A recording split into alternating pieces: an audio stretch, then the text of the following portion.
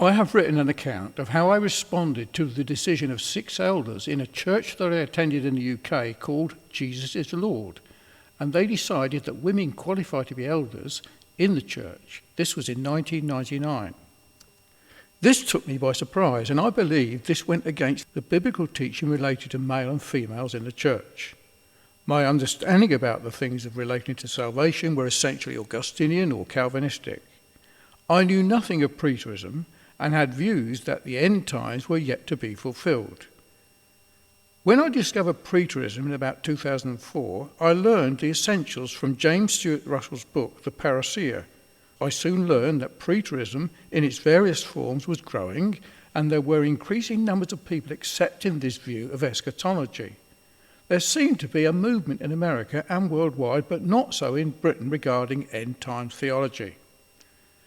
Since that time, I've discovered that Preterism is acceptable by a range of professing Christians, whether they be Arminian or Calvinistic. It would seem that this banner, Preterism, enables those with ancient views, which were once considered heresy in the early period of Christian history, to come together under one roof, so to speak, and introduce ancient wrong views relating to the way of salvation and the person of Christ. My book, Mary, Quite Contrary, shows how I dealt with the problem of introducing women elders into the church, based on my views and understanding of the gospel as taught in the Old and New Testament scriptures, with no knowledge of Preterism. I'm asking those who have the time, who are Preterists, to examine what I've said about the subject of women elders and state whether Preterism should alter my views.